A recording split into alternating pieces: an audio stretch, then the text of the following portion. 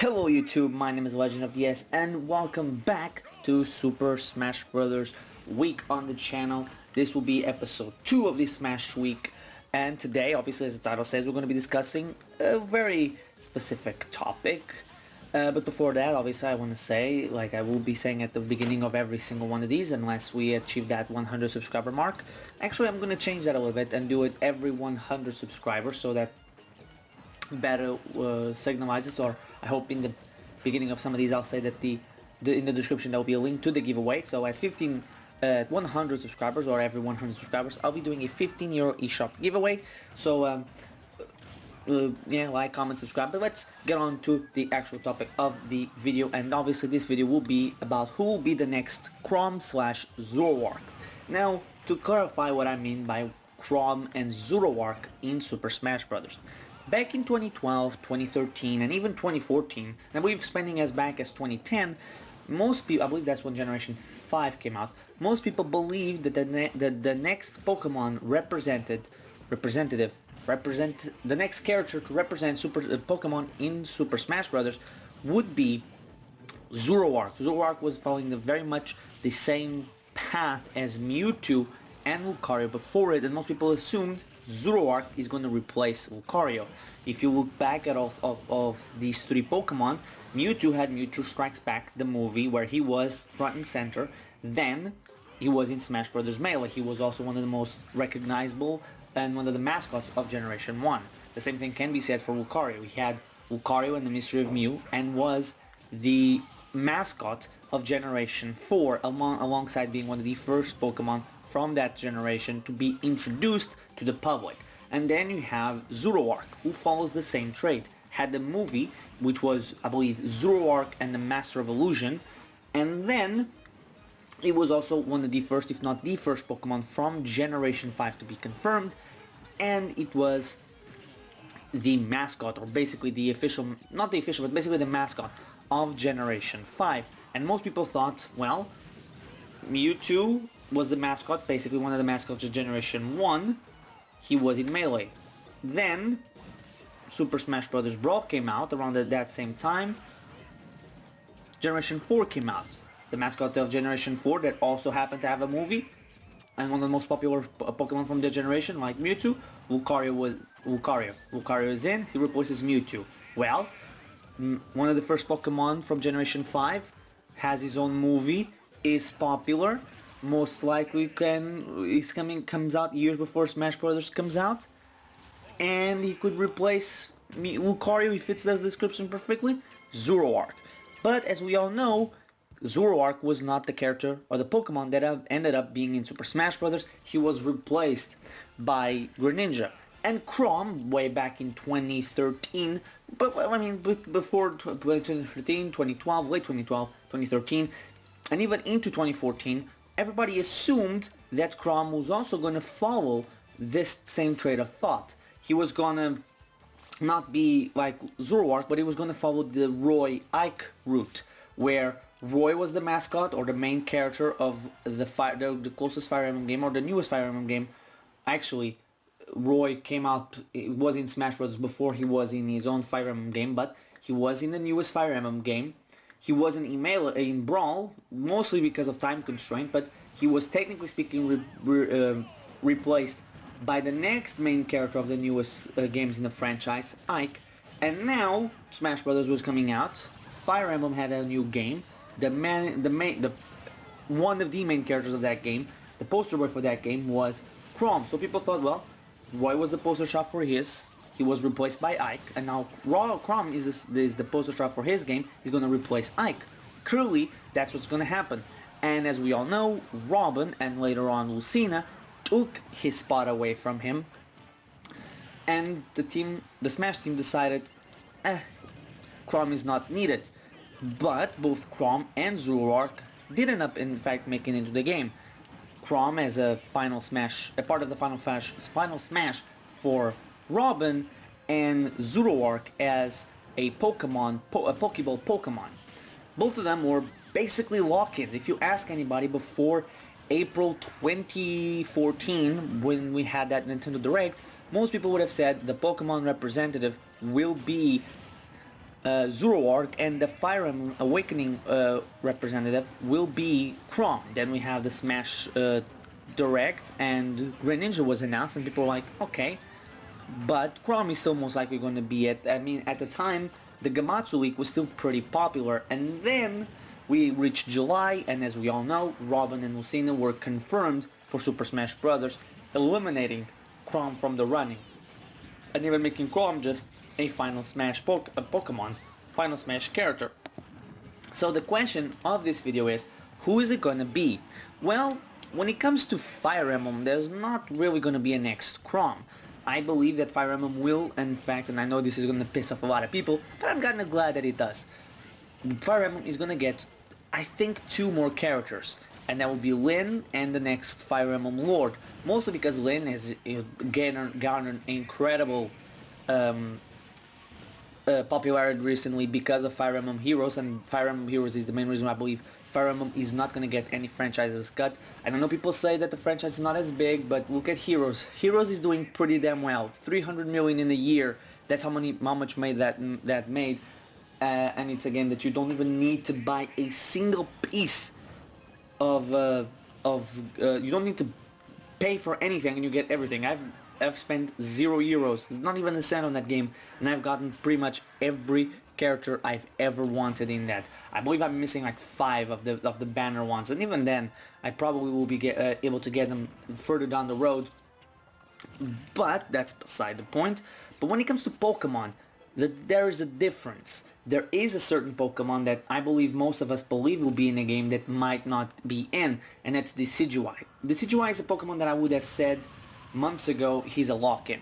But then you start to hear that Junichi Masuda, one of his favorite Pokemon, is in fact Incineroar. Incineroar apparently is one of the most popular Pokemon in Japan from Generation 7. And you have the little known fact that in the anime, not Incineroar, Litten, Ash's Litten has recently evolved, and although he does have the other Pokemon, he does have a Rowlet, and I'm not too sure if he has a Popplio, but I do know that he's a Rowlet. The Rowlet has not evolved, and apparently Rowlet is the Pokemon that is of the 2 more popular in Japan. Now, will Generation 7 get more than 1 representative? I think it will. I think Pokemon... The last time Smash Brothers had... So last time Pokemon was an odd numbered release, we got 4 new Pokemon. Yes, there were 4, just because 3 of them were in one quote-unquote character does not mean that it was not 4 characters. We got Lucario, Squirtle, Charizard, and Ivysaur. So now, can we get more than 1 Pokemon representative? I would not be surprised. I think that the stage is there for 4 representatives. Generation 7 is brimming with possibilities. Decidueye and Incineroar could be it. Tapu Koko and Togoleo would be cool. An Ultra Beast like Buzzwole would also be neat. So we really can't say one way or the other who will be the Pokemon representative, but I believe that now it's much more up in the air if it will be Decidueye than it was like 7 months ago, or even 8, right before Sun and Moon launched. I think most people would have said, yeah, Decidueye could be the representative, the Pokemon character in the new Smash for the next system, and now it's much more up in the air. But I still believe there will be another character that could represent the Chrom in all of this, and it won't be a Fire Emblem character, as I said. It will be a Xenoblade character, and mostly it feels much more of the role of no, actually Decidueye could be the Chrom, as we expect one character from one game, but from the same game we get a different character. What we could get from who could be the Zoroark would be Elma from Xenoblade Chronicles X. Since Xenoblade Chronicles X came out, most people would have said, yeah, if Xenoblade is going to get another character in Smash, it probably will be Elma. Not Cross. At the original I thought like maybe she could be the Chrom because the avatar would replace her, but let's be honest, Cross from Xenoblade Chronicles X, it's a completely waste of a slot. I don't like that character. They should have just made you, the playable character should have been Elma, not goddamn Cross. Cross was such a bad idea in my opinion. He's just there as a waste, you know? It's for you to feel integrated in the story, but you know, he's just there. He doesn't do anything. He doesn't emote. He doesn't talk. It's a completely waste. They should have just made it Elma the main character, and do away with Cross. But that's beside the point. That's one of my problems with the game. But anyway, but since then, a more popular game for Xenoblade came out, Xenoblade Chronicles 2, which blew past Xenoblade Chronicles X and the original. And Rex and Pyro will be most definitely the characters that will be in Super Smash Bros. Now I know some people will say, but wait a minute, how can you say that? There's not a the game might be too recent. Here's the thing, when it comes not just to Rex and Pyro, but also an ARMS character in Smash, when people say it's too soon, what the hell are you talking about? Literally, legitimately, what the hell? That's not a good argument. Oh, the game is too new. I can understand if that could be the case for, I don't know, a character like Rex and Pyra, because the game will be out maybe 7-8 months. No, 8-9 months by the time. No, 9 to 10 months by the time Smash Brothers 5 comes out. But ARMS will be over a year old. You wanna know? Greninja, for example, was a character in a game, was a character in Smash 11 months after the release of its game. Roy was in a game before the release of his game, and technically speaking, so was Corrin. Corrin was out in Japan, but not in the rest of the world, and he was, what, not 6 months, about a year as well. So, this idea that the character is too new or too recent makes absolutely no sense. Because Smash Brothers Switch started development after all of these games did. Okay, the Monolith Soft released Xenoblade Chronicles X in April 2015 in Japan. The next game, Xenoblade Chronicles 2, came out December last year, or worldwide. Okay, there is no way in hell they were like sitting on their hands for like 7 months until they started working on the game. Even then, Smash Bros. Switch started development about February. March 2016, early 2016, so that thing is a bad excuse.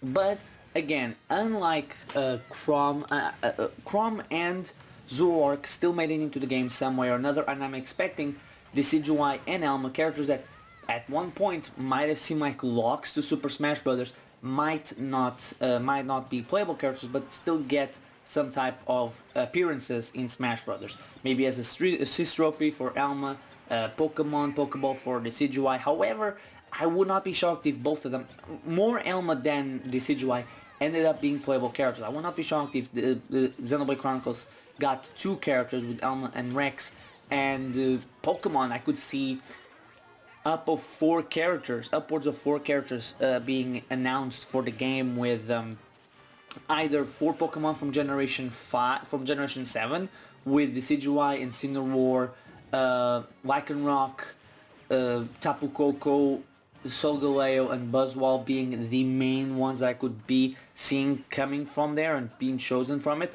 or even finally giving Generation 2 the proper representation that Generation 2 needs. A Pokemon finally a representation for Generations 3 and 5 alongside 2 and 7, and that would be the 4 Pokemon.